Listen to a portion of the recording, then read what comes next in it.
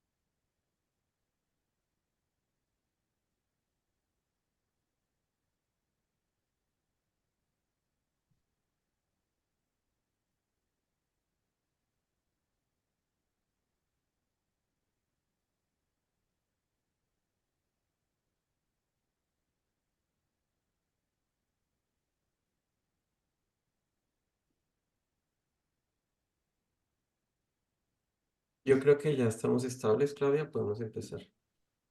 I think we can begin, Claudia. Hola, muy buenos días y tardes para todos. Hello, good morning, good afternoon for all of those who are connected to the webinar.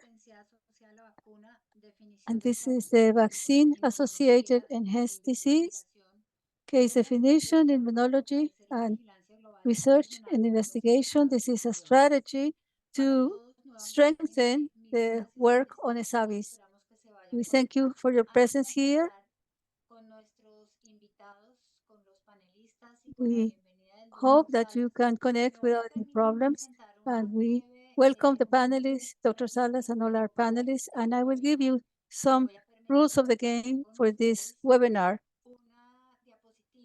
I will share a slide with you so that we clearly understand the process followed for presentations and how you can access simultaneous interpretation, questions and answers, and also the recording of the webinar. Can you see my presentation? Yes. So very briefly, this virtual seminar has simultaneous interpretation. Please use the global icon. It's on the lower part of your screen, or the Zoom screen, to select your language of preference.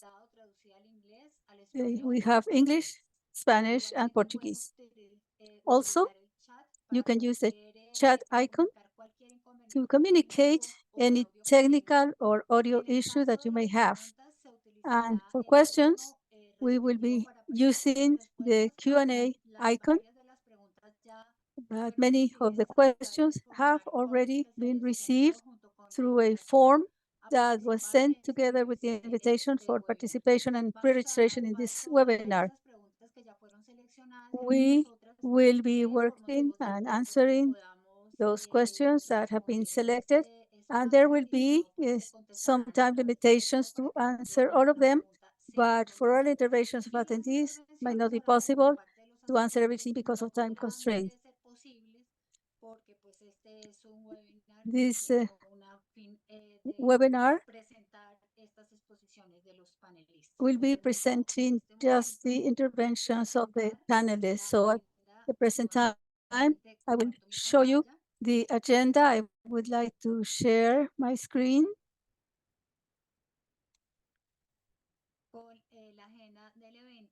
This is the agenda for today's event. Dr. Daniel Salas will be presiding. He will have a few words to open this event. And then we have Dr. Flor Muñoz and Dr. Stanley Perlman as our guest panelists. And so without further ado, I would like to welcome you again. It is always a pleasure to welcome you.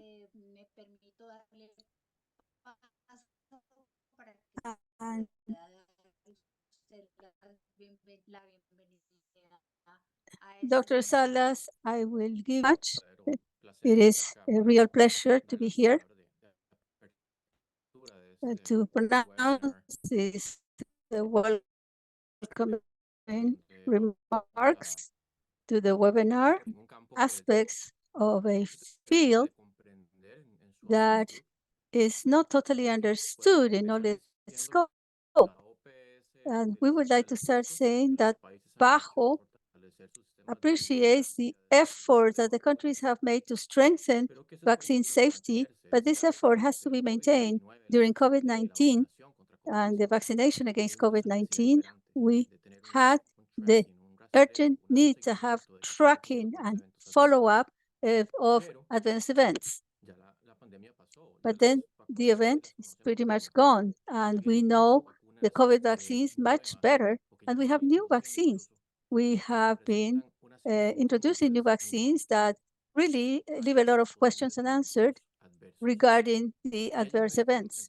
So there's a specific event, which is the vaccine-associated enhanced disease, vaccine-associated enhanced disease in English, and they are of special interest, and they require special care of the surveillance systems, and that was essential during COVID-19. But this vaccine-associated enhanced disease shows a possibility to have many unknown areas in vaccines such as the ones against measles or the RSV or dengue vaccines. There are phenomena that we do not really know how frequent will this phenomenon be present, what will be the form of presentation. And so with the new vaccines, we urgently need to study the occurrence of these events and to make sure that we have the cost analysis so that we can give the confidence to the population when we understand these phenomena much better. So from the operational standpoint, we should be able to transmit confidence and tell the people this is a possibility and the likelihood of having this event, and this is the way we respond. Always trying to establish a balance between benefits and risk. It's not recommendable only to show the risk of a vaccine, but we have to have a balance between risk and benefits. And also, Brighton collaboration was great with the definition of the vaccine-associated enhanced disease. And this definition has spread, and for that reason, we have this webinar. This afternoon, we have Dr. Flor Muñoz from Baylor College and Dr. Stanley Perlman from the University of Iowa. They are experts in the Brighton communication, and we are very grateful for their acceptance of our invitation because they will be teaching us about the clinical aspects, the immunology of these events, these vaccine-associated enhanced disease events. And they have actively participated in discussions with other experts in this area, and they will enrich our knowledge with their perspectives on this important topic. So we hope that many doubts will be clear as we know more about this so that we can formulate new strategies, especially since we have so many gaps in this knowledge. We always require the commitment, especially in the ESAVI programs, to make sure that we generate evidence so that we have better information and we can broadcast this information and share it at this time. Thank you. Thank you so much, Dr. Salas. Before introducing Dr. Flor Muñoz, I would like to share the agenda that we will be developing today. After Dr. Salas's introductory remarks, we will have the presentation of our guests panelists, Dr. Flor Muñoz, then Dr. Stanley Perlman, and then we will have a question and answer or discussion and questions and answers headed or moderated by Dr. Felipe Molina, and finally we will have the closing of the meeting by Dr. Álvaro Wittenberry. I will read a very small summary of Dr. Muñoz's CV. She is an associate professor of pediatrics, and she works in molecular biology in Baylor College, and she is a consultant for infectious diseases in a Houston hospital. She has centered her investigation in the evaluation of pregnant women, children, and immunodepressive persons, and also in immunology and the treatment of infectious diseases in these populations. Dr. Muñoz has been a researcher and a consultant to the industries, the CDC, the Coalition for the Preparation for Epidemics, working with specific populations as part of the Brighton collaboration, and also in different WHO programs. And then also working on maternal health. This is a very brief summary. Dr. Muñoz, you have the floor. Thank you so much. I appreciate it. Thank you for your kind invitation. Thank you, Dr. Molina, Dr. Salas.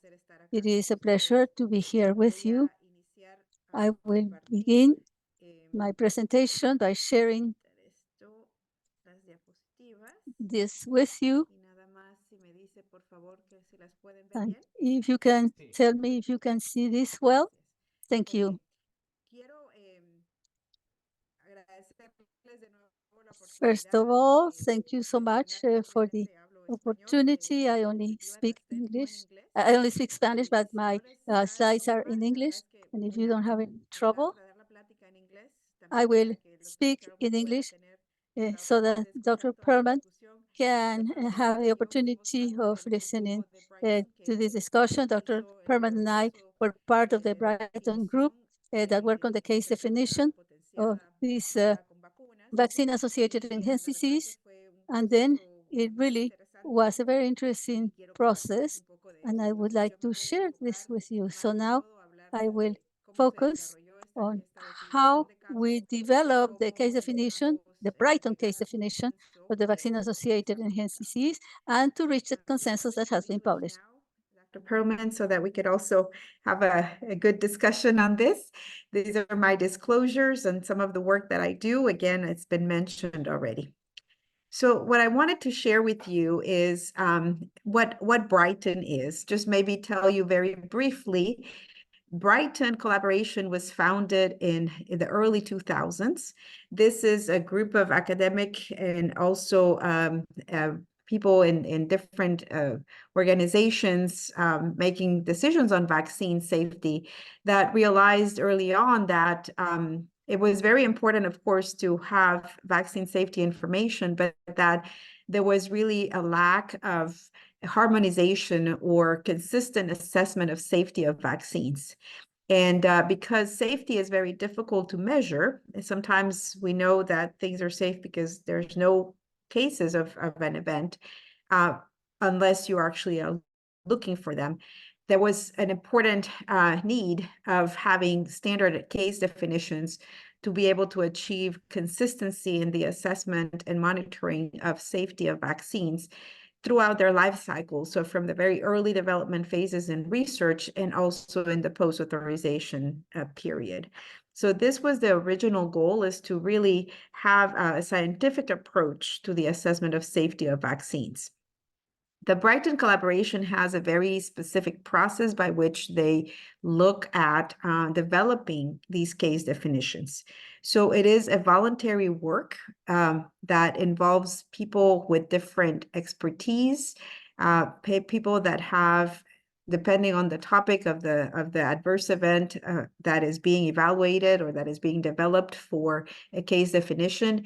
There will be, as you can see, a call for volunteers where you will have working groups that are going to be defined based on the topic, with experts in the field, but also experts in public health, in vaccinology, in vaccine safety, in implementation aspects, regulatory aspects, and so on, so that there is a representation of expertise, but also geographic representation, global representation. We want individuals from all parts of the world to be part of this. And basically, we start by identifying what are existing definitions of a particular event. For example, fever is a very common one, and realizing that what one understands as fever could be very different for another person, particularly because of how it's measured and what the cutoff should be to consider it fever, in which populations, and so on. That's just a very brief example. But as you can see, it becomes an iterative process by which we start looking at existing definitions, references, what else has been done, how do you measure, and this group is going to develop then a case definition to try to harmonize that assessment and be able to have a guide for others to do the same thing. So Brighton has developed in the last 20 years more than 45 case definitions of adverse events for after immunization in different populations, and that includes special projects like the Gaia, which was focused on maternal vaccines, and then the SPEAK, which is a safety platform for emergency assessment of vaccine safety, that is under which the VMED, or vaccine-associated enhanced disease one, was created. The format is as you see here, in addition to having a definition of what an event is, we have levels of certainty, so that we have levels 1, 2, and 3, and they're equivalent to basically a definite, probable, or possible case. And this is really to try to see how accurate the diagnosis is when you have a particular case. And certainly for a definite case, which would be the gold standard, you would have the need to have resources, to have good diagnostics available, but it doesn't mean that you could not categorize a case into the Brighton case definition if you don't have all these resources, because you have a second or third level. It doesn't mean it's less important. It just means that the certainty, if you have a level 2 or a level 3, is a little bit lower, because you might be using less sophisticated diagnostic tools, or mainly just clinical assessment as opposed to laboratory confirmation. So that is just the concept in general, as you will see with the case definition. And the goal, again, is to increase accuracy of the diagnosis, precision, and also comparability among studies. So this is the document that I'll be describing to you.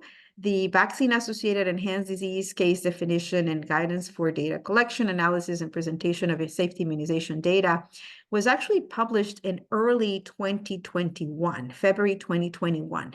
So this was just literally a couple of months after, in the United States, at least in some countries, in December 2020, we had COVID vaccines.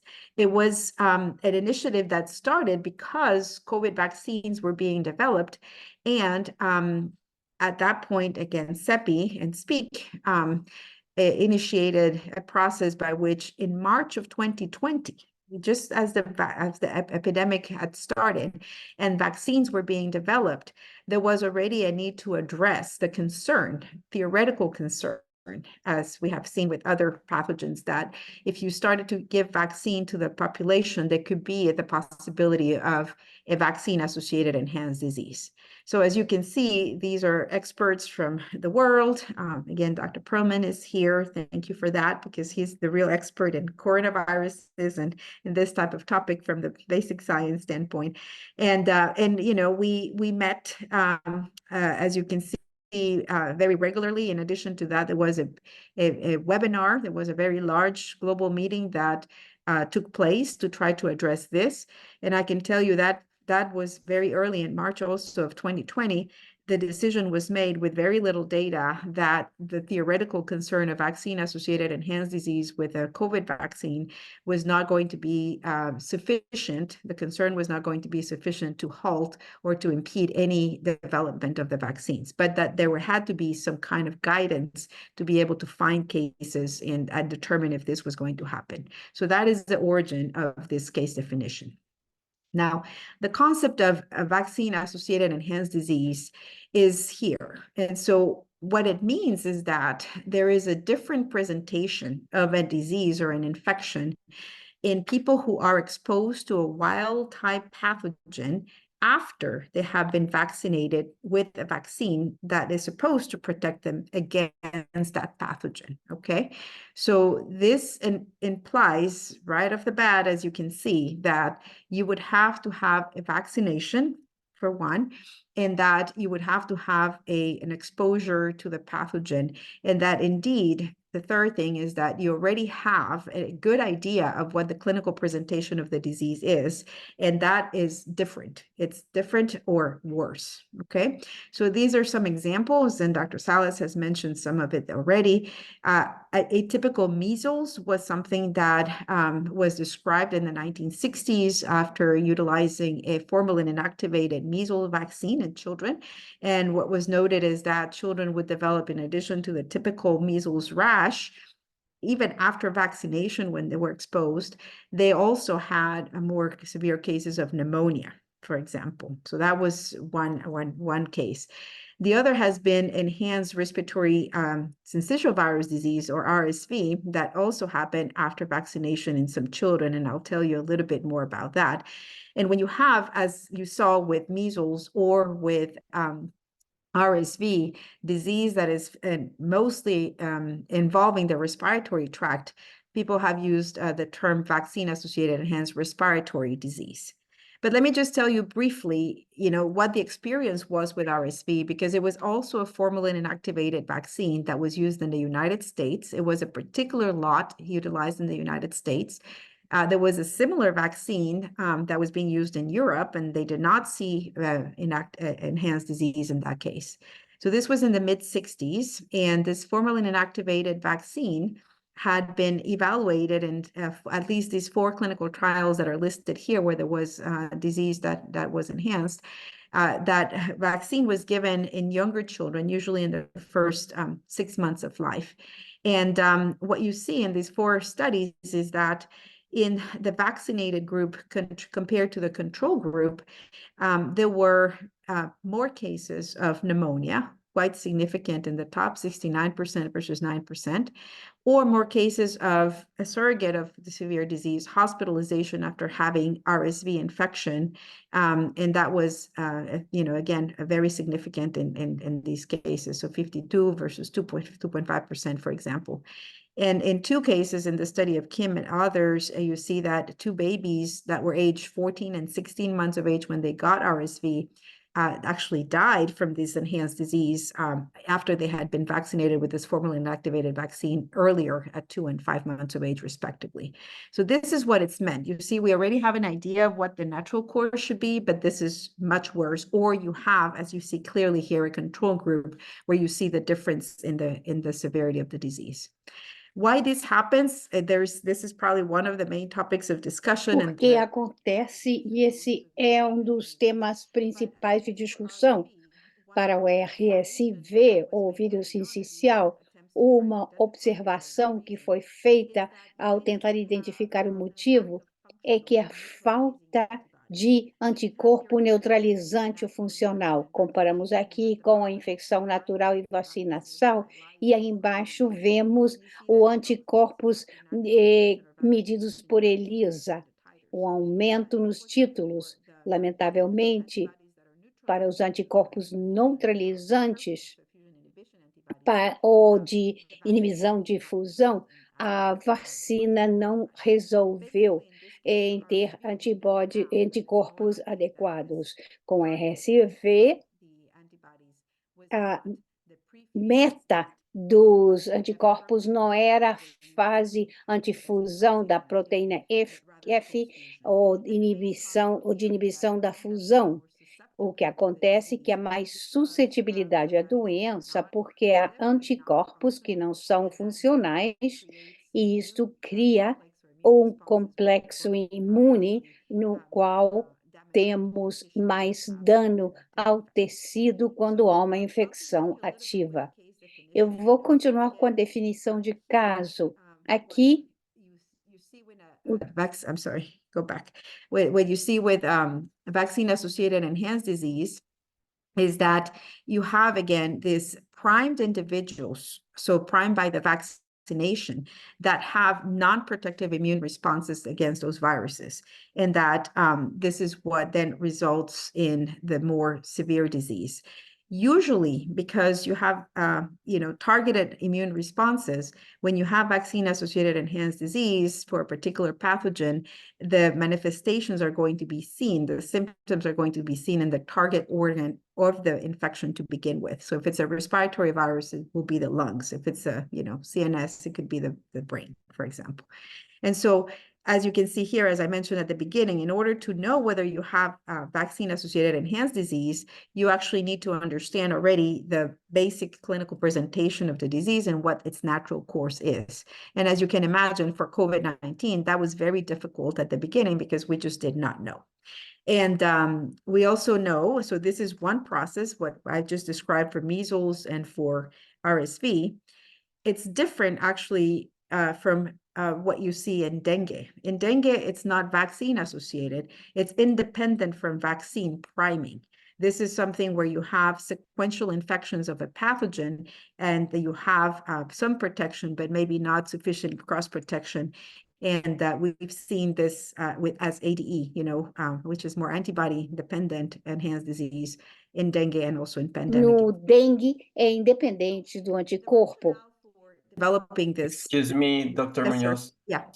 Sorry, we are having a problem with the interpretation. Sorry, I'm Oh. sorry about that. Okay. Estamos escuchando la interpretación de portugués en el canal de inglés. Oh, Le agradezco a la intérprete usar el canal correcto, por favor. ¿Podemos probar portugués? Ok, perfecto. Ya, puede continuar, doctor. Disculpe. gracias. Okay. So I just wanted to bring you back to the SARS-CoV-2 epidemic and then again, the rationale for this. So remember that before SARS-CoV-2 in 2019 to 2020, we had MERS in 2012 and SARS in 2002. And we knew that these were related viruses that had resulted in severe disease with potentially high mortality, depending on the population. And so again, there was a theoretical concern that vaccinating against SARS-CoV-2 would have a risk for enhanced disease because like we said, with other respiratory viruses, we had seen this. And then again, in some animal models, you could see some highly pathogenic coronaviruses cause severe disease. But I have to say, and make sure that it's clear, that vaccine-associated enhanced disease had not been seen after giving the SARS or the MERS vaccines to humans. But of course, the vaccination was not as widespread as with COVID-19. And as I mentioned before, at the time of the development of this case definition, the pathogenesis, how the host immune responses and immunity to SARS-CoV-2 occurred were still not fully understood.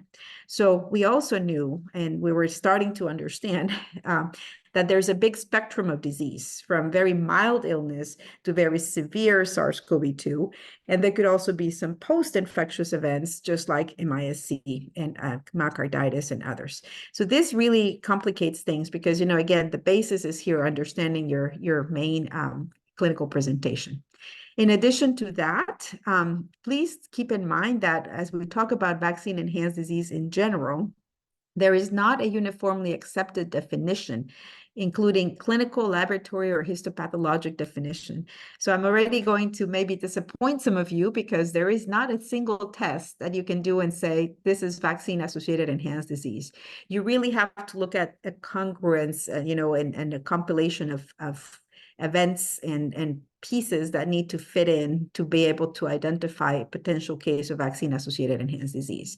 As part of the definition, you see that we looked at the terminology that is used. So we call it VAED, vaccine associated. There's also VMED, vaccine mediated enhanced disease. We also have seen a respiratory enhanced disease or vaccine induced enhancement of infection, and then immune enhancement, disease enhancement, or antibody dependent enhancement. So you see that different terminologies that are being used. But I think that the main concern and the reason why we created this case definition is because these terms actually reflect potentially different mechanisms mechanisms for disease enhancement. And so they're not exactly the same. And when we use terminology that is not consistent, again, we can't compare signals, and we can't compare studies when these cases are being evaluated. So again, I think that here, another decision that was made by the working group for this case definition is that it was important to focus on the most severe disease within the spectrum of disease of COVID-19, because it's more likely in a general setting when you're introducing a new vaccine that you will be able to capture and identify more severe cases, say, that require hospital attention or that result in mortality, than milder cases. And the other important point to make, which I know it has come up in the questions, is that, maybe you have... it's very difficult to determine vaccine-associated enhanced disease in one individual. You actually need to have more population-based data, but at the same time have individual assessments. But you cannot really make an association or assess causality in just one single case. So this is an important challenge for the definition. So the definition is really focusing at identifying possible and probable cases of vaccine-associated enhanced disease.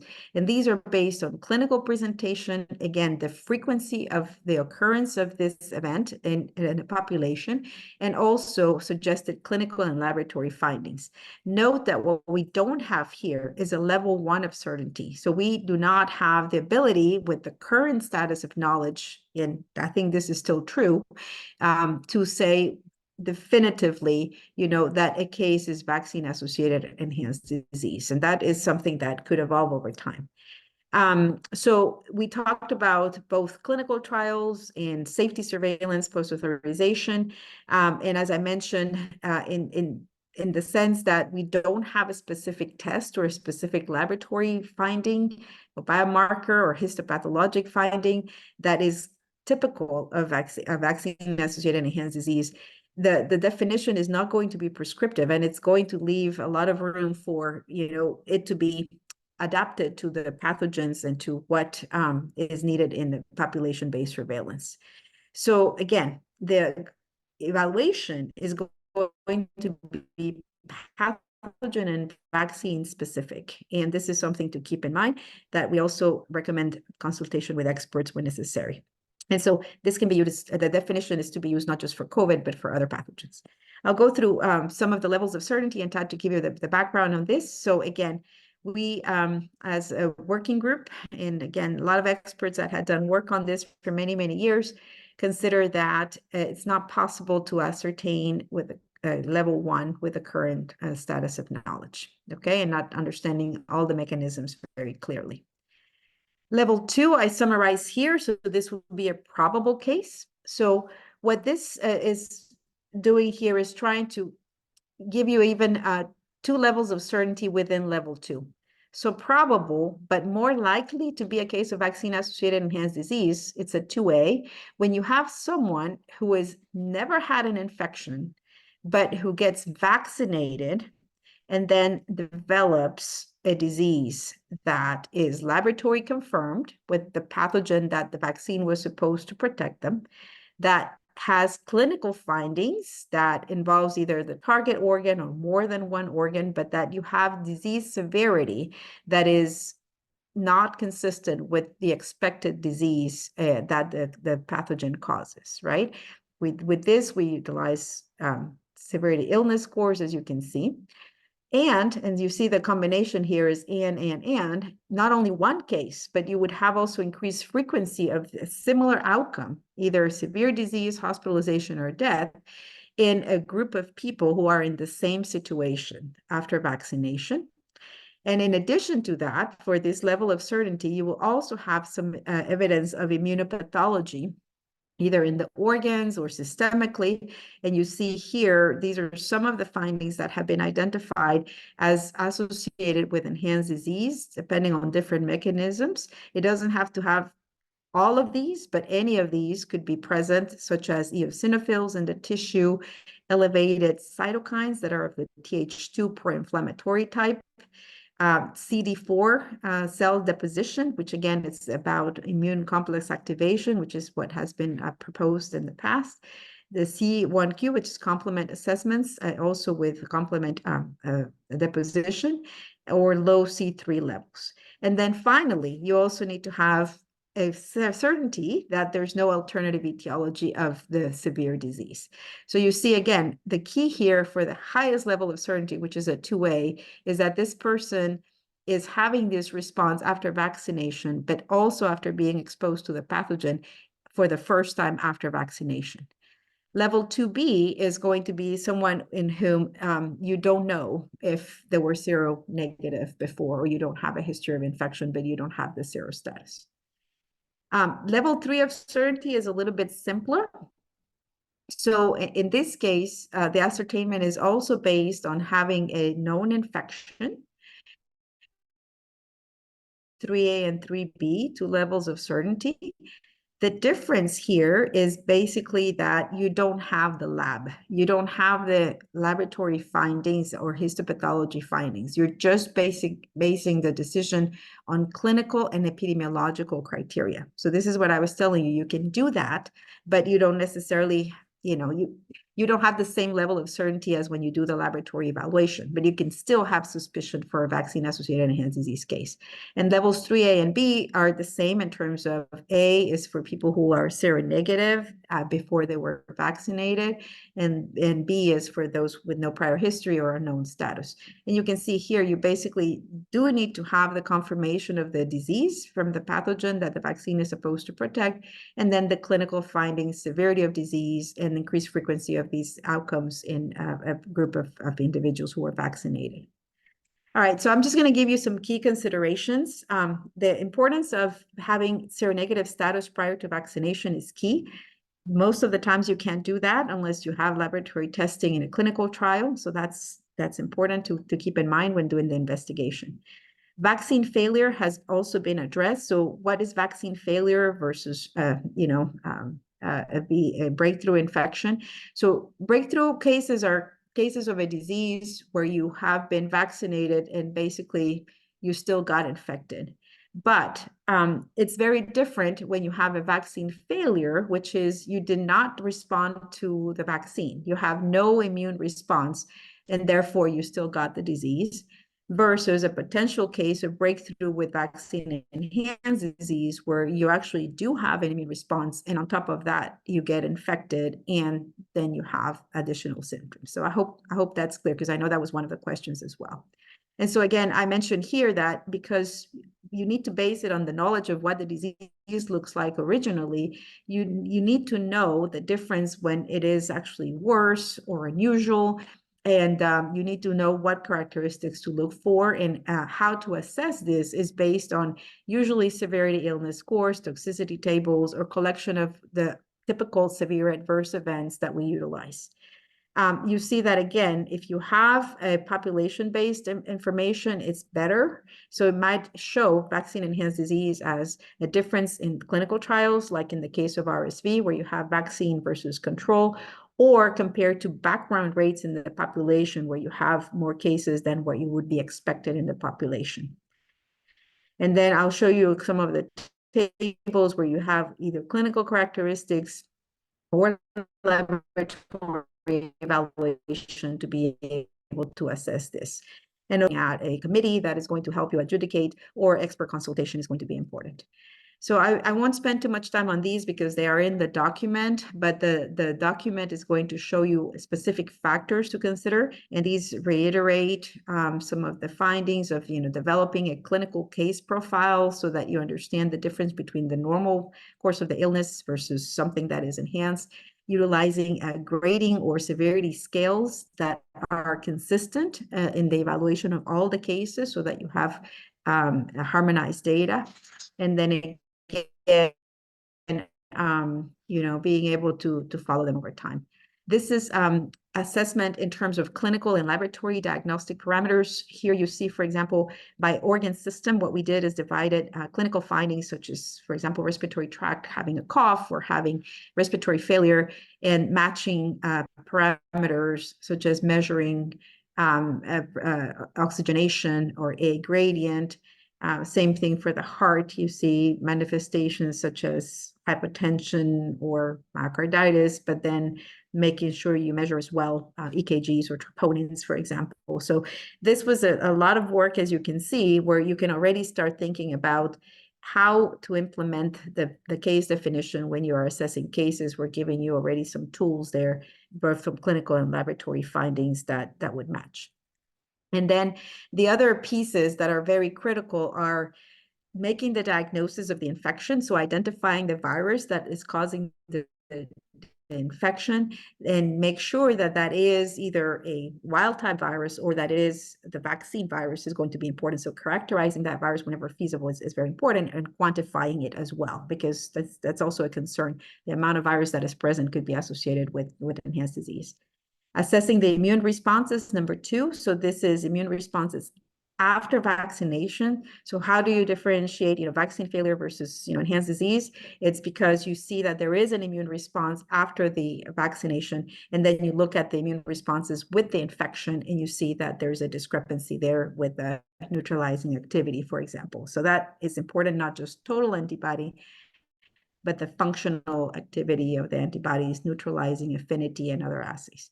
And then the last 2 are going to be inflammatory responses, which include basic cell counts, but also markers, cytokines, and if possible, histopathology. So, I think I'm showing you all this because the key is that it's going to be very hard to do this retrospectively, but unless you have a protocol that is going to look for it.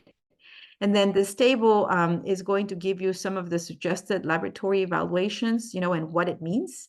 So for example, when you are concerned about you don't have a good neutralizing activity, you could have findings of low immunoglobulin titers, low neutralizing titers, for example, low affinity, and so on. So this is trying to give you the interpretation of evidence of either poor immune response or an exaggerated inflammatory response with those specific cytokines that you can see listed there, or by histopathology.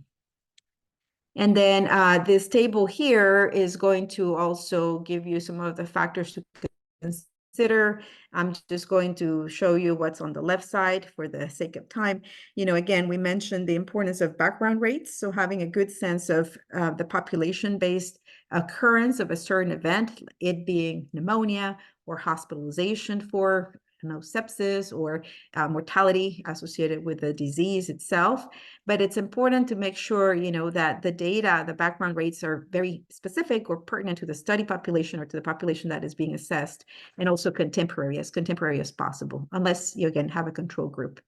Age and gender, there could be differences by age group. COVID, we had a lot more severity with extremes of age, and that is natural course of the disease. It's not enhanced disease. Gender, there could be differences as well. The time of onset, I think, is interesting because, this was a big discussion within the working group, in the sense that, we usually associate vaccine adverse events to a temporality, something that happens shortly after the vaccine. But in this case, the mechanisms are different.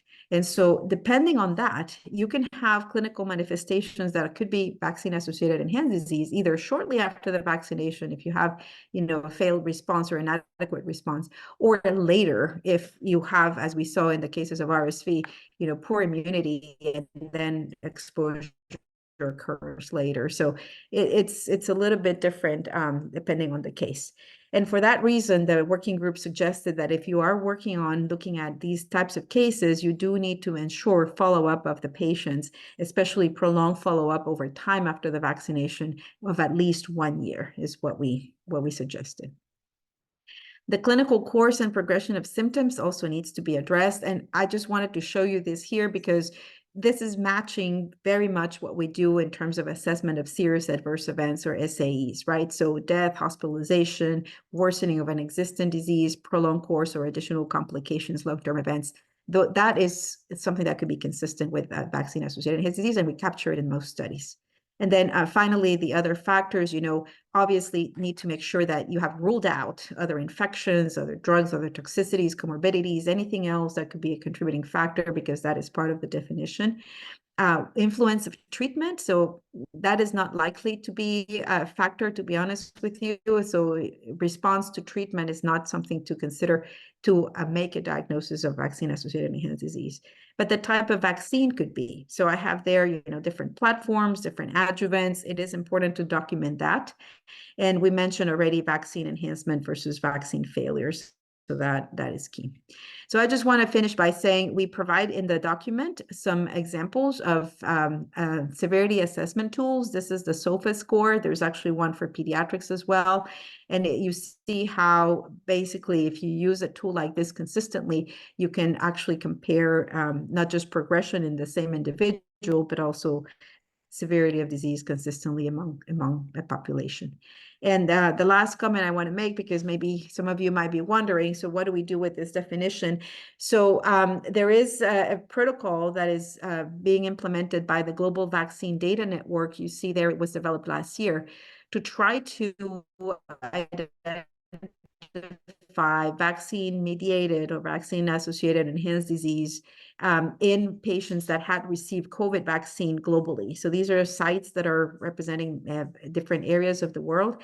And you see that they use the case definition and they utilize these proxies based on the case definition, like hospitalization, all-cause mortality because of COVID, mortality from COVID, ICU admission, and again, sequential assessment of the SOFA score, which is what I showed you, or other parameters to see if indeed they could compare vaccinated versus unvaccinated and see if there was any association of the COVID vaccine with VMED. So far, I don't think there has been any, to be honest with you, but just to show you that these protocols could be potentially implemented. And I will stop there, and thank you again for the opportunity today.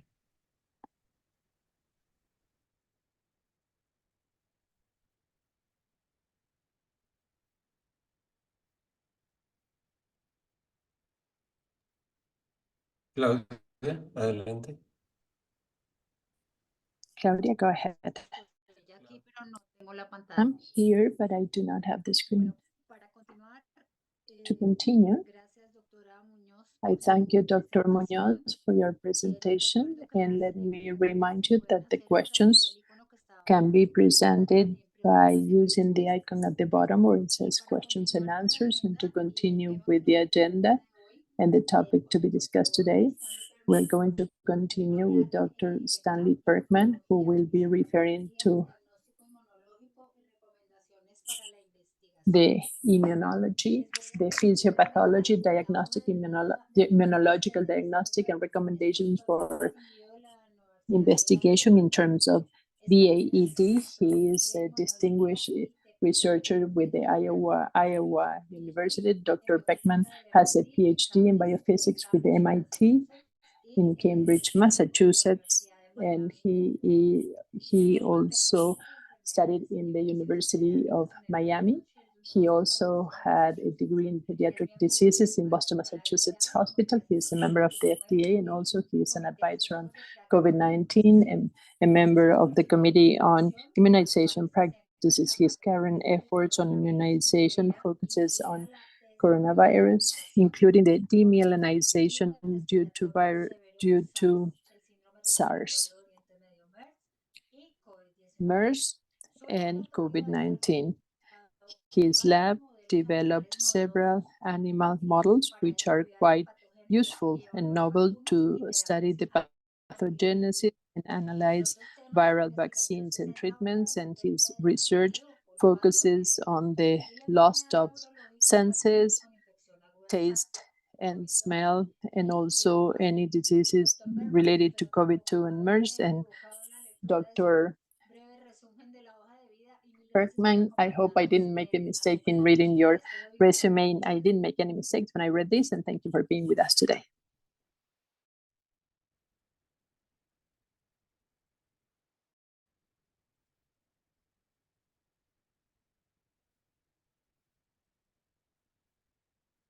So I want to thank the organizers for inviting me, and I'm sorry that my Spanish is really deteriorated since my years of being a medical student in the University of Miami. So it's very hard to follow Dr. Muñoz's presentation. She is the expert in the field, and she's really covered a lot of the things that are really important for this topic. So, as she mentioned, that a lot of this will be somewhat repetitious, but it'll be a slightly different take on some of the things. So I hope it won't be 100% overlapping.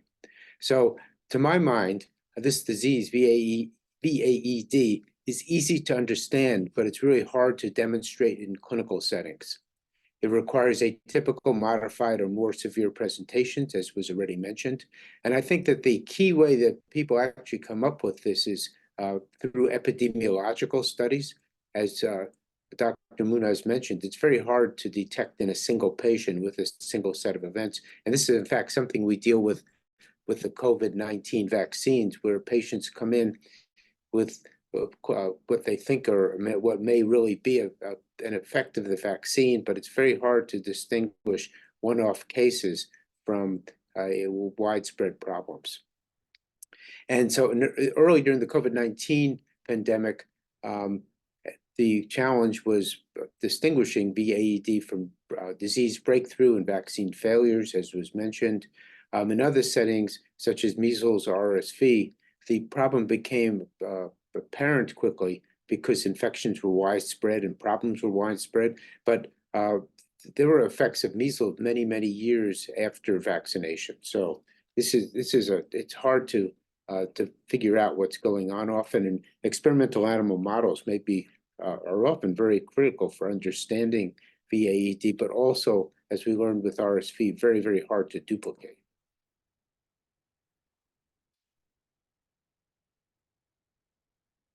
So one of the things to think about with these, with this kind of responses, so when one's exposed to a pathogen or to a lesser extent to a vaccine, what happens is that the host recognizes that there's a viral infection. And let me just get my pointer on here.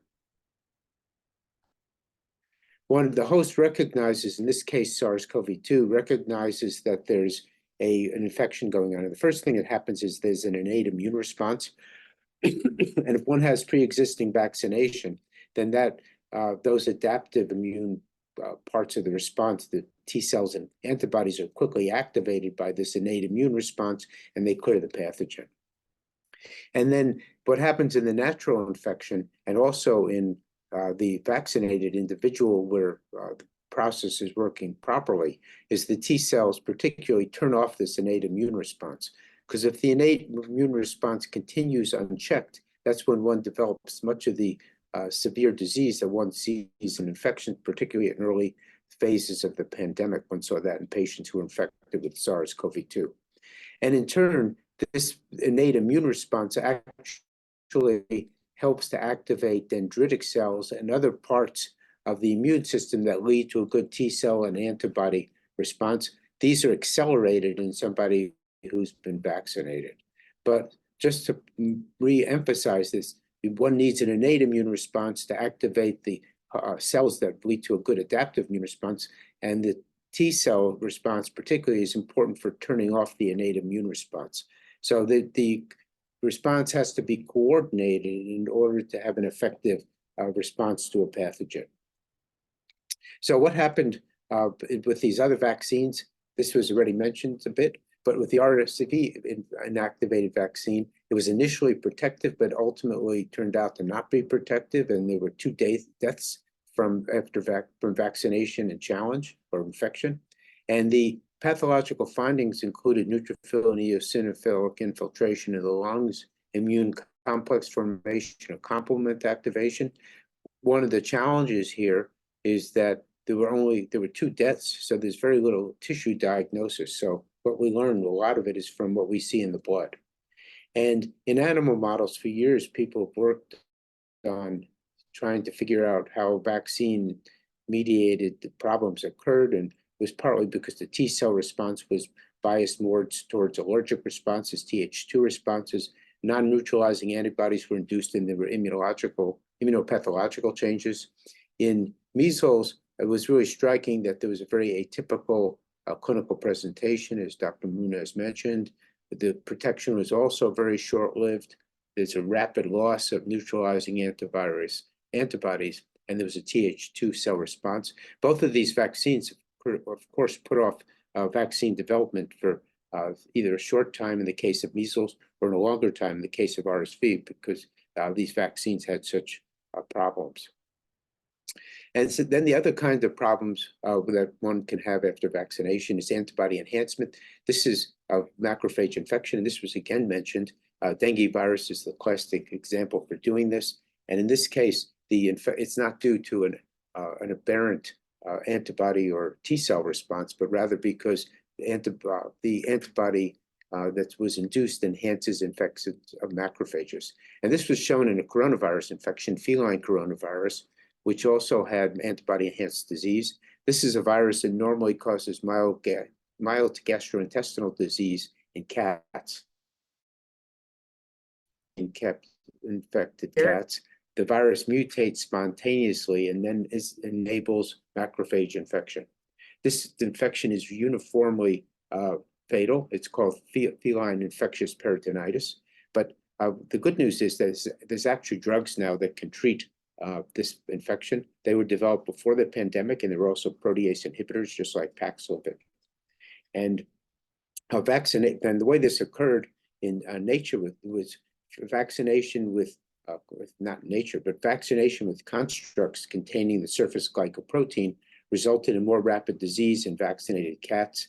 There was more abundant macrophage infection. So this occurs normally, but it's normally not enhanced. So the cat would die anyway. But the presence of the vaccine or prior administration of the vaccine made disease worse and more rapid demise of the cats. Curiously, this enhancement is not observed in naturally infected cats. Oops, this should be cats, not mice. So unlike dengue, which naturally causes cases of ADE. So there was a concern during the pandemic, as was mentioned already also, that vaccination would result in enhanced disease. And this was based on several studies that showed that mouse vaccination with vectors expressing nucleocapsid protein or an activated SARS-CoV, this is the original virus, resulted in a non-neutralizing antibody response, possibly a Th2 response. And there were some pulmonary infiltrates with eosinophilic infection. There was also a study that showed that if one vaccinated macaques with either vaccinia virus expressing S protein or infused anti-spike protein antibodies and then infected the macaques with SARS-CoV-2, there was increased inflammatory infiltration into the lungs. And there was, in this particular study, they showed there was a change in macrophage phenotype from wound healing, or M2 macrophages, to pro-inflammatory macrophages, M1. And there was increased expression in IL-8 and CCL2. Both of these experiments, or both of these assays, for the most part, or these vaccination trials, even though they caused what one might consider immunopathological disease or vaccine-enhanced disease, caused almost no changes in clinical outcomes. So macaques were generally resistant to SARS-CoV-2 in terms of clinical disease, and by being vaccinated, even though the lungs looked worse, there was no real change in clinical outcomes. In terms of the mouse studies, in at least one study, there were no changes. I think in the other, there may have been worse outcomes. But the biggest changes were in the histological findings in these animals and the cytokine measurements. So this is one of the points that I'll emphasize again, that the one can have abnormalities here. In this case, it's the opposite of what would happen in patients, because in patients, you would find there'll be a clinical change that'll require investigation. Here, we can say there's histological changes, but no clinical manifestations. So in fact, finding these clinical findings may not be particularly critical for understanding human disease. So the way, as Dr. Muñoz mentioned, the key thing is to figure out who to investigate and how to do that. And so I think that the critical thing is to figure out who could have be vaccine-enhanced disease.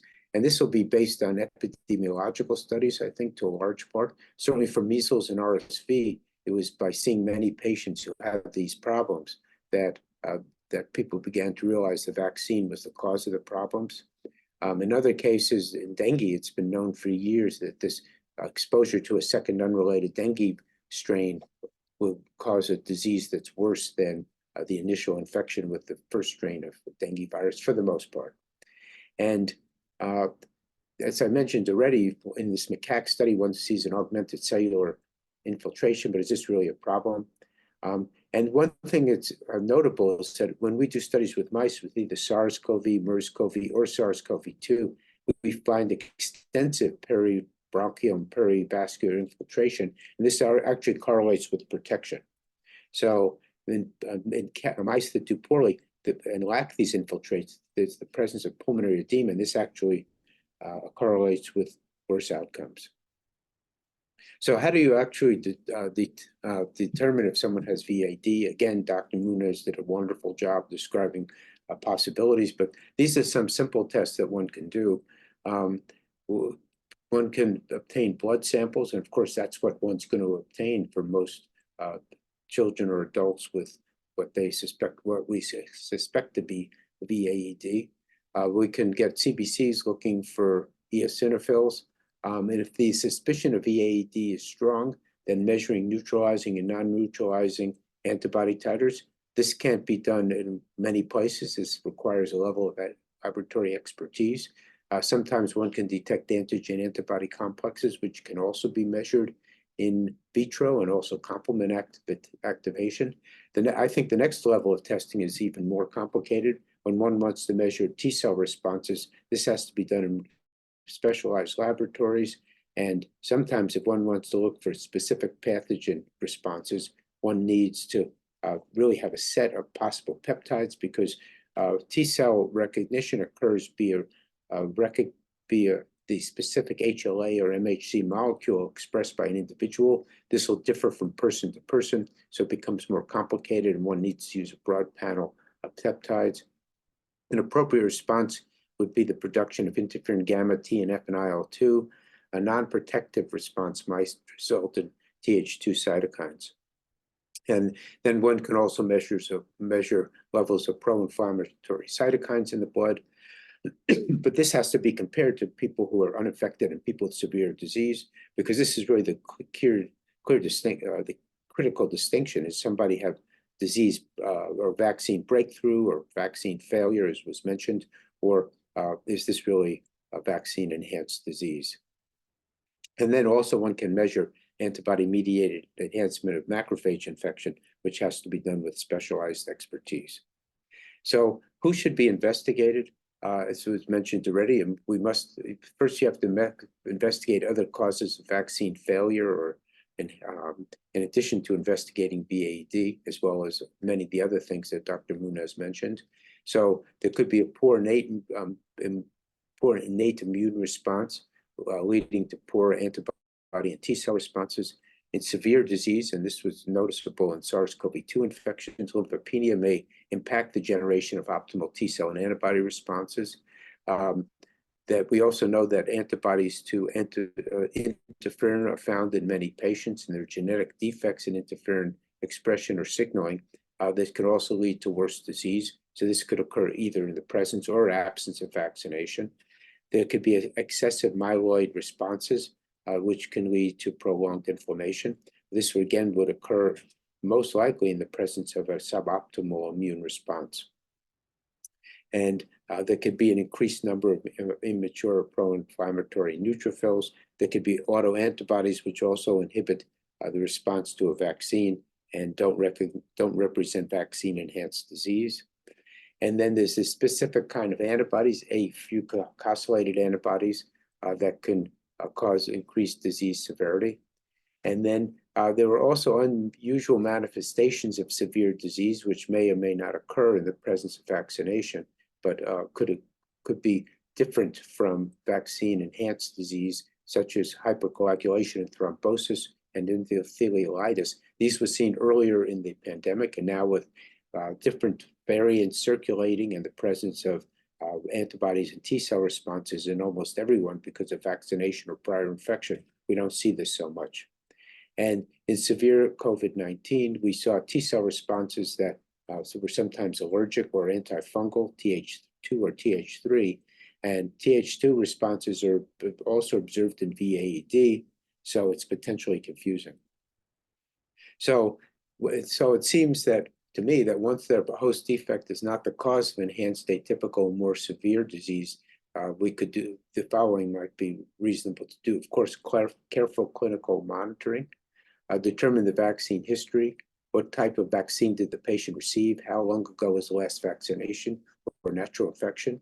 Vaccine waning could make VAED more likely, but also breakthrough more likely as some neutralizing antibodies decay, which we know occurs after all the vaccines, the SARS-CoV-2 vaccine.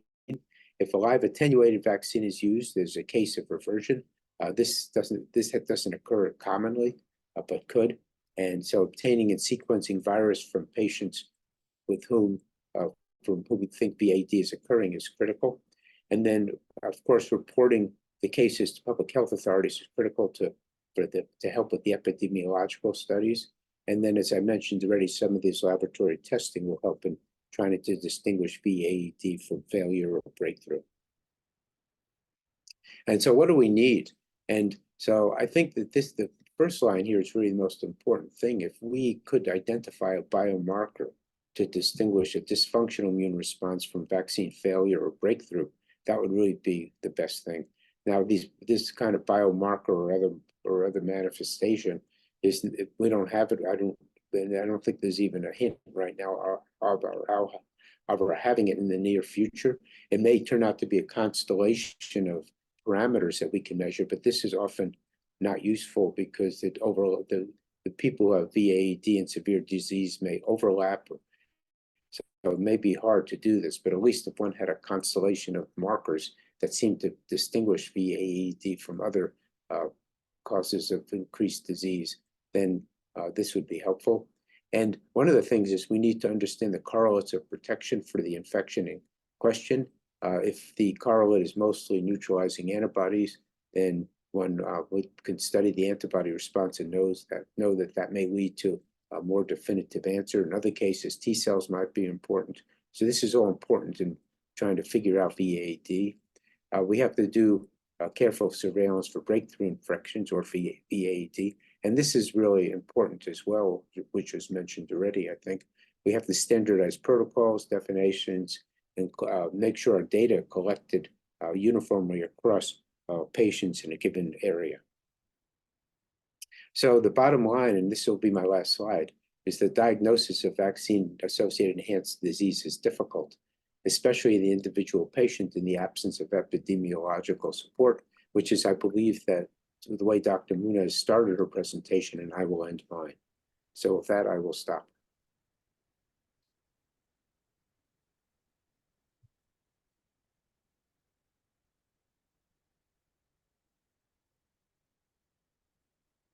Doctor, mil gracias por su presentación. A la doctora Flor Muñoz también. I Muchísimas thank you, Doctor, for your presentation. I also thank Dr. Muñoz. And now we are going to open up the session for questions and answers that will be moderated by Dr. Felipe Molina. I thank you, Claudia. It has been very insightful presentations. Since this topic, it's not very easy to grasp at the beginning, and we have a very broad audience too. Many of us are not immunologists or are experts in very specifics that you have taught today. So I might ask you, or maybe I would like to propose to clarify some aspects that you have touched on your presentations. So the first one, it's and it's related to the questions I have sent you in advance. The first one is just to have a yes or no, and why is the reason for that. It's why is not possible to have an independent or case-by-case diagnosis of vaccine-associated enhanced disease. So why is it that we cannot do? Because that's one of the most frequent asked questions that we have had from countries and from people that are doing surveillance. It's how do I know if one case, one patient, severe disease is due to a vaccine-associated enhanced disease? So maybe if you can again come back to it and explain in more details, in a more flexible way. You can intervene, both of you, if you would like to.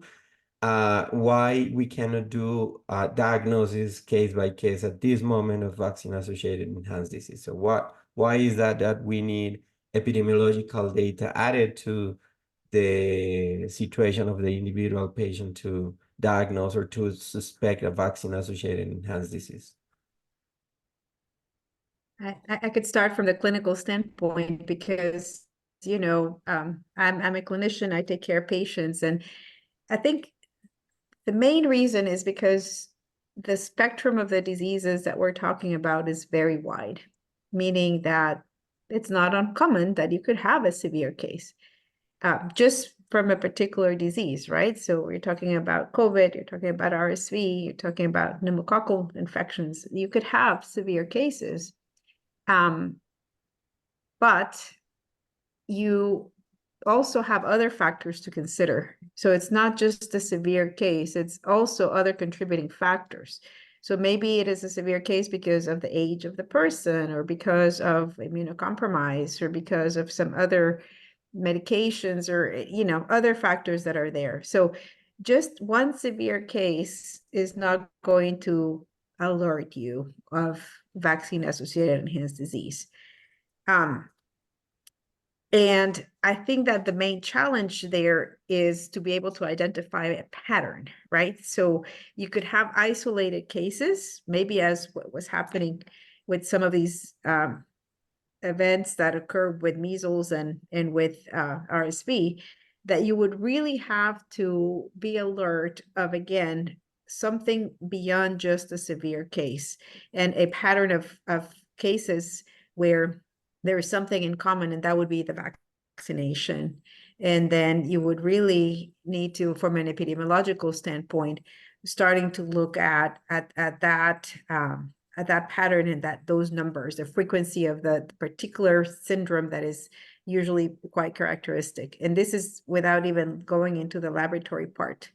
So it's very difficult. You know, it's like saying, for example, right now with RSV vaccine, right? Are you going to worry that every case of preterm birth is caused or associated with the vaccine? No, because there's a background already understood that there is a number of there are a number of pregnancies that are going to result in preterm birth. So it's the same thing. You're going to have severe disease. Is it just really something that you start seeing beyond and above what you expect? Then you start investigating. Hope that makes sense. Thank you, Dr. Muñoz. I don't know, Dr. Perlman, if you have any thoughts on that. No, I agree completely with that. And I think you can think back even to the measles one, where we changed from having one kind of rash to a different disease. If one is the physician seeing that, or healthcare provider seeing that first case, one's going to look at that and say, well, this is odd, but you won't immediately jump to thinking that this is a vaccine cause. First, you'd have to diagnose the disease. You'd have to prove it was caused by measles at all, because it wouldn't look like measles necessarily. And then you'd want to find out if this was being found in other patients before one jumped to the conclusion that this was a vaccine-induced disease. So I think it's not trivial. As I mentioned, even with the side effects of the vaccine, with side effects are real, whether they're caused by the vaccine or something else, it's really hard to do without knowing that there's a basis for thinking that this is vaccine induced. So epidemiology, I think, is really critical. Okay, very good. So what I could get from that, and as we have understood how to recommend countries to be prepared to monitor this, is first be prepared to identify patterns, clinical patterns that are not usual, as well as what we observe in the disease that we are trying to prevent with the vaccine. So try to observe vaccinated populations and to identify patterns in that population, clinical and epidemiological, right? So, and the second question, it would be related to in the Brighton collaboration definition, you say that one of the steps that you need to take on to assess the level of certainty is to diagnose the disease.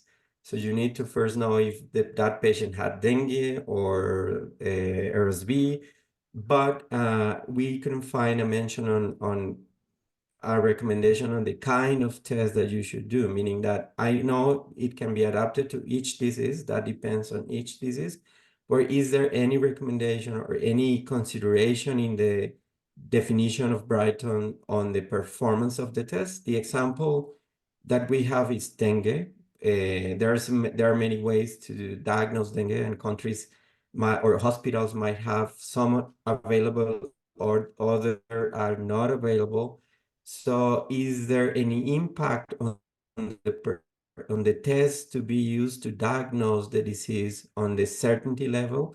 Because it's not the same if we diagnose dengue by a rapid test, for example, as compared as to PCR, for example. So, and we didn't see that effect of the performance of the diagnostic test in the case definition, in the certainty level. So I don't know if you have had any discussions on that whenever you were discussing the definition. Yeah, that's an actually important comment, because, indeed, there is no prescription of which test to use.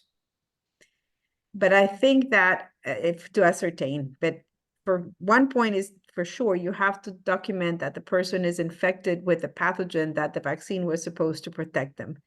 And clearly, there are different level categories of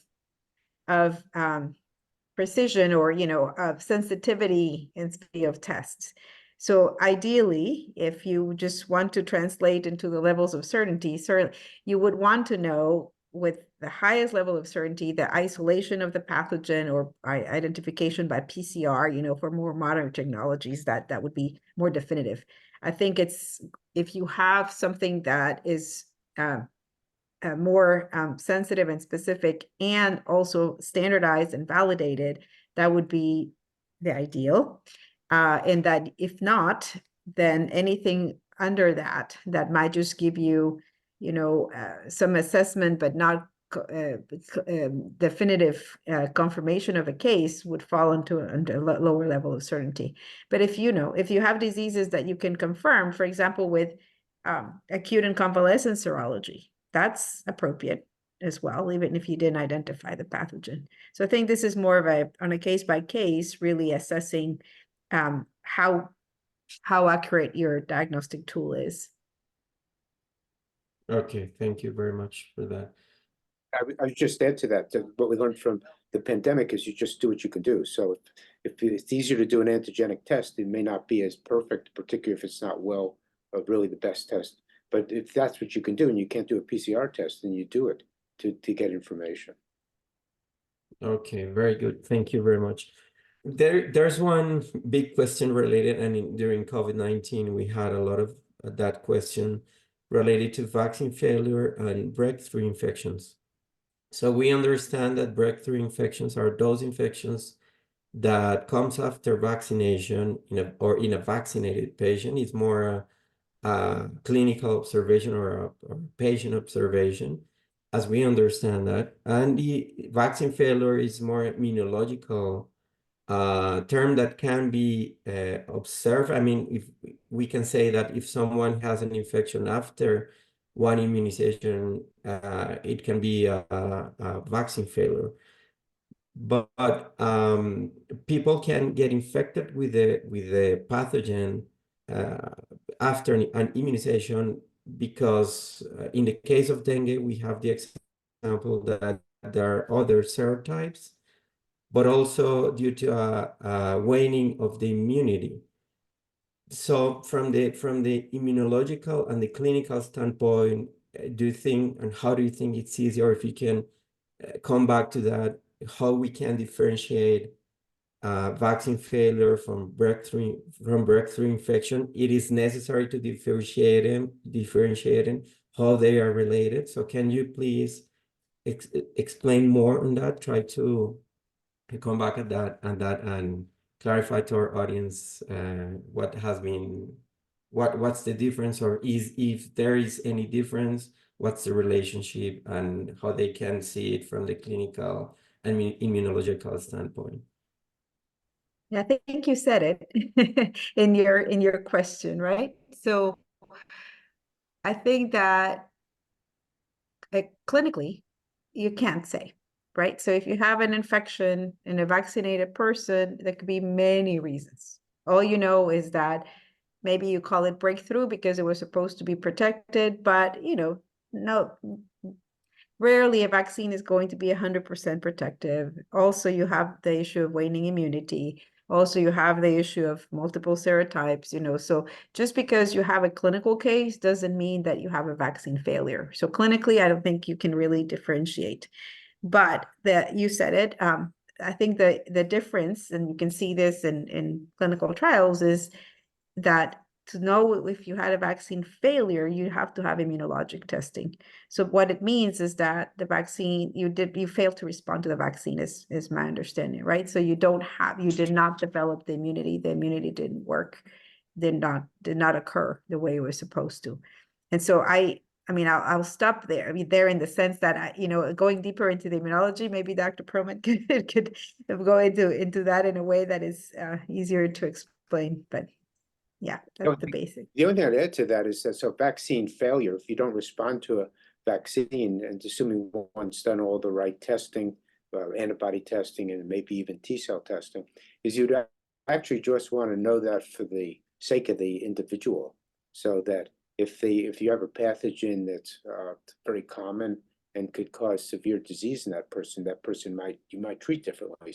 So you might either give them a monoclonal antibody, but there's one that's effective and there is one now, or one might do something else to protect that person. But in terms of the actual discussion we're having, the vaccine failure from a breakthrough, to distinguish it from VAED, is in that discussion that probably doesn't matter. What matters is to make sure that individual is protected. But that's outside of the discussion we're having. Okay, there's one related question from the audience saying that, so vaccine failure where exposure to wild virus that leads to a modified or a milder disease, but not enhanced disease, as in modified measles, for example.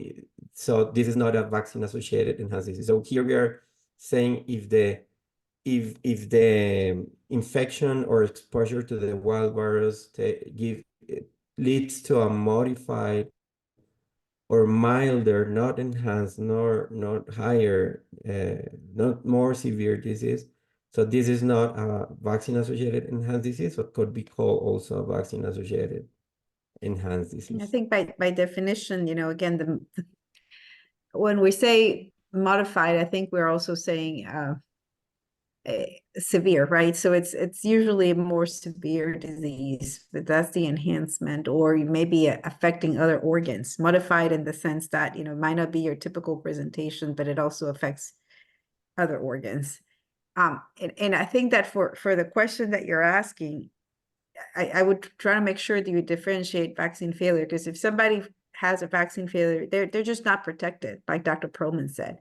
So for that person, when it's really relevant to know, you would want to measure antibodies after the vaccination, but it's not even just the antibodies, it also depends on the pathogen, right? So you could still have protection if you have T-cell mediated immunity.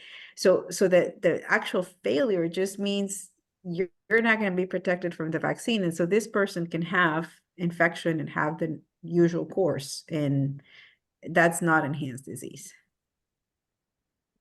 Okay. So the prerequisite for having enhanced disease is having vaccine response. I mean, someone that has vaccine failure cannot do immunologically talking, cannot develop a vaccine-associated enhanced disease, right? I would say yes. Dr. Perlman? Yeah, I think that that's generally true, but you don't ever want to say anything definitively in medicine because there's always caveats. So you could imagine having no antibody response, having a great T-cell response or an NK cell response, and making things worse. So, but it's rare. I wouldn't think it would be common. So we just have to be careful to make sure, really use the word really unlikely as opposed to absolutely. Okay, very good. Thank you for that. Just wanted to ask you, I mean, thinking about limited resource settings, Because in the Brighton collaboration definition, you say, okay, you need to characterize, and it would be good to characterize the immune response and to know what's going on after you use the vaccine when you have a severe case of a disease that it was supposed to be prevented. But in limited resource settings, what could be those tests, lab tests, immunological tests? I mean, I know the general tests, CBCs, I mean, that should be done, but what about the immunological response characterization? So if you are in a limited resource setting, let's say a high-level hospital in one of our countries or one in our regions where you don't have a specific immunological expert labs, but what could be those tests that in those scenarios you can say, okay, this could give you some ideas that there is something going on, or if you have more data from a big group of people, you might start seeing some patterns that can be interesting to know. Yeah, I don't know that I can give you, again, we have emphasized, oops, can you still hear me? We have emphasized that there's not a test, right, that can give you the diagnosis. That is a conglomerate of clinical, laboratory, histopathological findings, and so on. And so I think that the key is, again, documenting the vaccination, documenting the actual infection, and then looking at the clinical presentation. The levels of certainty, the lower level of certainty, as you can see, does not include any additional tests. Because if you have those things and also the epidemiologic pattern, you could make a case of vaccine-associated enhanced disease. But the epi there becomes even more important, right? And so I think that if you have diagnostic capability as a minimum, and the other pieces in low resource settings, you could, at least consider a level 3 of certainty.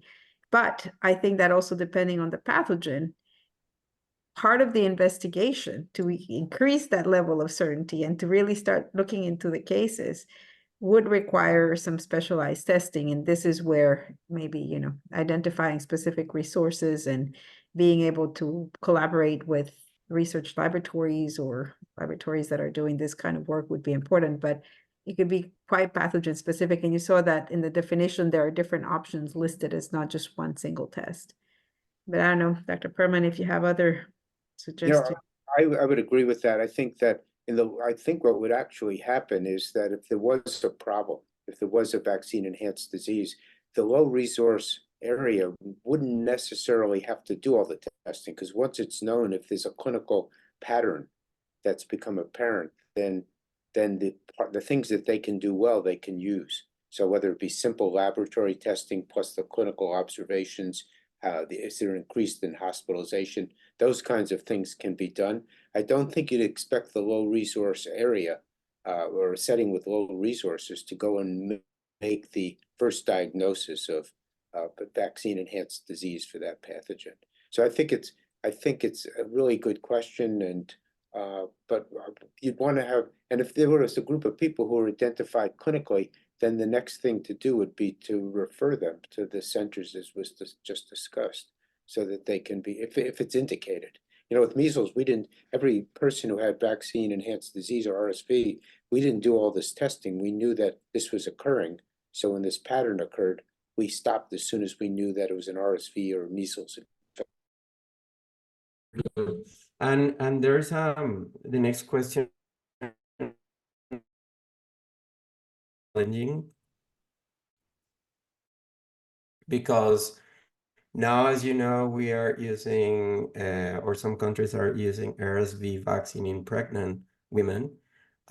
So do you think it's possible that there is a risk of seeing vaccine-associated enhanced disease in this population, how the observation can be changed, and also in the fetus or the newborn that has been transferred some antibodies and to protect him from the from the virus, do you think is a possibility? Have you discussed that? There is a theoretical possibility that that might be occurring? Yes, a What lot of kind of- discussions. And you can be assured or reassured that even though, as Dr. Perlman says, maybe you can't say 100% definitively, but the likelihood is minimal because we have a lot of evidence. So, for example, for the mother herself, I would say that all of us, by the time we start becoming pregnant, have already been infected with RSV. So the rate of infection of RSV is very high in the population. And so the vaccine in the mother herself is a booster, and so it's unlikely that women are completely seronegative and that the vaccine response is going to be abnormal, so that they themselves can become infected and have enhanced disease. On the baby side, the baby is not getting the vaccine. The baby is getting the antibodies that the mother produced, because the nice thing about maternal immunization is that it's really antibody dependent, right? So the babies are just counting on the antibody that the mother produced for their own protection. And we have a proof of concept that does not result in enhanced disease, because we've been using palivizumab for 25 years, giving antibodies passively to the babies, and that has not been observed. And the fact that, again, most women have been immune, and so they already are passing antibodies to their babies, and if they get RSV when they're pregnant, they also have more antibody that goes to the babies, and we don't see that happening. So it's also, a protection for a short period of time, and also very nice studies from the 70s and 80s and that show that having those antibodies from day one, when RSV was first identified and described, babies in the first few months of life were already known to have neutralizing antibodies coming from mom, and also after being exposed. And the more antibody you have, you actually have the opposite. You have lesser severity of illness and later onset of illness. So babies are older and they don't get as sick when they get RSV if they have maternal antibody. So this is something that also is always, with RSV, it's always thought of, it's always considered. And for every clinical study that has been done with RSV vaccines, either in pregnant women or in children, it has been assessed and it has not been an issue. Yeah, and Okay. I would add to that is all vaccines are not equal. So both the killed RSV and killed measles vaccine induce very specific kinds of immunological responses that were not useful. That's not going to happen with most vaccines or the natural infection. So it's really, one can't say that because they're vaccinated, one should always think about it, but it's very less likely because it's a different vaccine. It's completely going to do different things. Thank you for that point. I do like to mention to people who have these concerns that the vaccines today, the technology and the regulatory requirements to get these vaccines out there are much more different and stricter, and therefore vaccines are safer now than what they used to be. And it's very specific to a vaccine. It could be specific to an adjuvant. It could be specific to a pathogen, but it's not happening with the current vaccines for RSV. Okay, thank you very much. And I have a couple of last questions from the audience. Given the complexity of this topic, what kind of research do you think should be developed in countries of the America? And what could be your recommendations for surveillance, for passive and active surveillance? We know it's rare. It's a very rare, might be a rare and very rare event, but still we need to monitor it and to make sure that everything is okay with vaccines all the time and provide that evidence to population. But what would be the kind of research that you would recommend from the epidemiological and basic sciences too? Okay, I'll do the epi. So and thank you for sharing the questions ahead of time, because this is why I also added the last slide with the GVD and the Global Vaccine Data Network Protocol, because it is an example of one way to develop a protocol to specifically look for vaccine-associated enhanced disease for a specific vaccine, in this case COVID, but it could be done in the same way for other vaccines if people are concerned, like dengue and so on, right?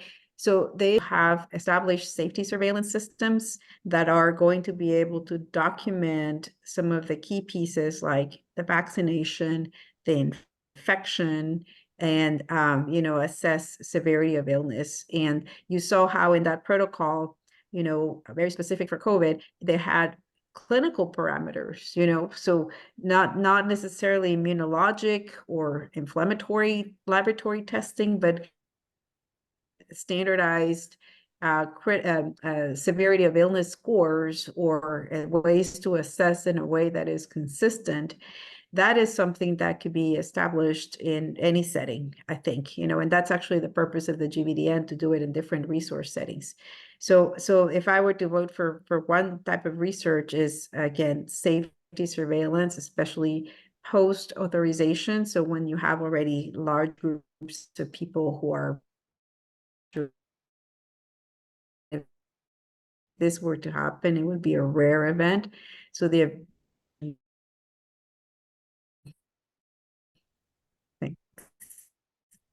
Thank you. You do the laboratory testing after you have that information.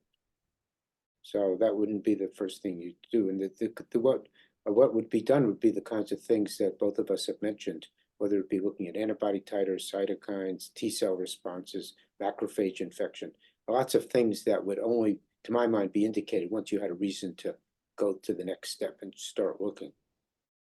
Failures for the reasons we talked about as well.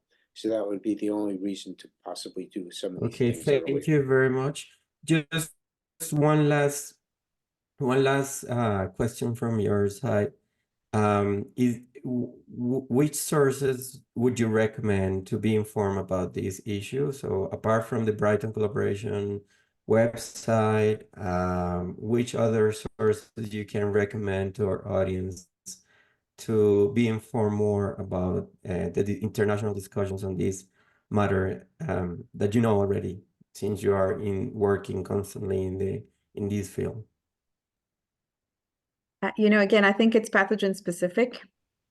So I'm sure that if you go into dengue, you'll find a number of documents and resources. Dengue is actually a good example because there is severity of illness scores that are available. I think that again, based on the specific pathogen and disease, and also in the vaccines, I would just say you could go in the general literature and try to look for that. I mentioned the GVDN because it's specifically looking for that. I don't think I've seen other protocols that have focused on vaccine-associated enhanced disease right now. But I would also recommend, you have WHO and you have other groups like CDC and other Gates Foundation funded groups that are looking at vaccine safety. And again, I think the limitations are that this is very general vaccine safety, not vaccine-associated enhanced disease, but that there's at least a lot of literature out there and a lot more platforms available to assess safety, which is probably the way to go. I don't know about other more specific sites, to be honest with you. Mm-hmm. And from the immunology research, is there any group, teams, or institutions that we can refer to, or not?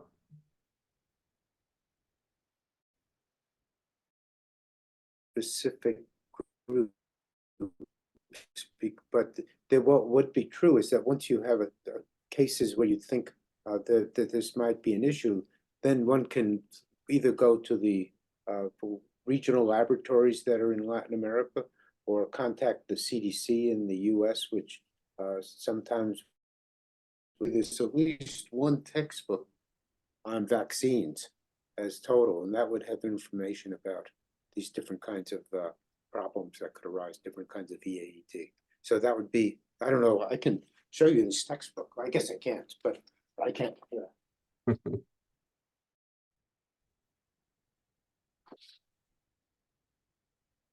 So So this textbook was just appeared called Vaccines, and as you can see how thick it is, it has quite a bit of information in it. So this might be very useful because it goes across all pathogens. Okay, very good. Thank you very much, Dr. Muñoz, and thank you very much, Dr. Perlman. It has been very useful, the presentation, so we really appreciate the support that you show all the time. Thank you very much. Thank you. Thank you. I will just say it's challenging, but I think that if you have specific questions and you've had the interest and support, developing a protocol to start somewhere is something that can be done. And that looks like it's an important task. It's an important project to Thank you consider. very much. Yeah. Happy. No, mil gracias a ustedes, doctores, por su participación. I thank you, doctors, for your participation.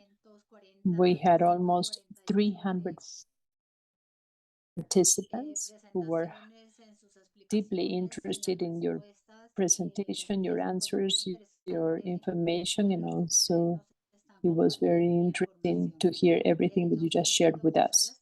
I don't know whether Dr. Salas would like to add something, otherwise we give the floor to Dr. Wittenberg. Thank you, Dr. Muñoz, and thank you, Dr. Perlman.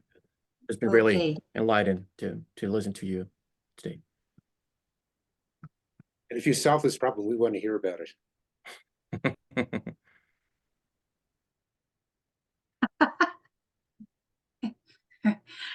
Yo creo que hay tanta gente interesada. Since there are so many people interested and working together, more than 335 individuals connected now show this. Alvaro Wittenberg, do you have the camera on? No, Alvaro had to leave. He had another meeting, so Dr. Salas. To say that for sure, this is a very interesting event to follow up, to really try to collaborate on understanding some of the doubts, some of the questions that we don't have yet answered yet. And of course, there is the challenge that some of the upcoming vaccines, or the vaccines that you already mentioned, probably some countries are going to, or even in the case of Brazil, they're going to go, with the introduction of the vaccine in a no investigation, in a no research setting, which of course the level of quality and the determination of these applying the Brighton criteria is going to be more difficult, because if you don't have that previous determination of the status of the infection, that is going to be more difficult. But of course, we have the support from you. I'm sure to continue working and trying to decipher those challenges, those questions, those things that we are going to face. Because for sure, I mean, this is a very excited moment in vaccination, because we have that pipeline of vaccines that are coming. But it demands that we need to be prepared, and it demands that we need to strengthen our surveillance of ESAVI systems. And I think that's the message. I mean, we need to be prepared. We need to know more. We need to really understand what we are facing. And of course, having the support from experts as you, it is very important to really continue doing it. So thanks for that. Gracias, Dr. Salas. I thank you, Dr. Salas. Felipe, would you like to add something to conclude? We need to conclude. No, thank you. Thank you all. I thank the assistants from the countries. We are looking forward to receiving information on any progress made in getting to know this condition, and the Pan American Health Organization is also preparing some technical guidelines on surveillance of this and other events for the countries of the region. Thank you very much. Thank you all. Again, I thank the panel members, our more than 340 participants connected to this webinar. This shows how important, how interesting it is, and also how enriching it has been to have this webinar for all. Thank you and have a nice afternoon in your country.